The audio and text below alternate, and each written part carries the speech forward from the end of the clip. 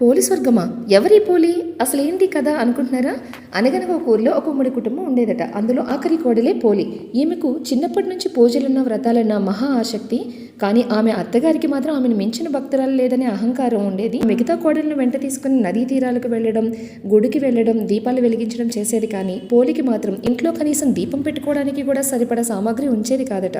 కానీ మన పోలి మాత్రం పెరట్లో ఉన్న పత్తి చెట్టు నుంచి కొంచెం పత్తిని తీసుకొని దాంతో ఒత్తిని చేసి కవ్వానికి ఉన్న వెన్నను రాసి దీపాన్ని వెలిగించేది. ఈ దీపం మీద కనిపించకుండా బుట్టను బోర్లించేదట. ఇలా నిర్విఘ్నంగా కార్తీక మాసమంతా ఎన్ని అవాంతరాలు వచ్చినా కూడా ధర్మాచరణ చేసిన పోలిని చూసి దేవతలకు ముచ్చటేసి స్వర్గానికి తీసుకెళ్లారట. అది చూసిన అత్తగారు మిగతా కోడళ్ళు ఎంత ప్రయత్నించినా వారికి మాత్రం ఆ ప్రాప్తం కలగలేదు.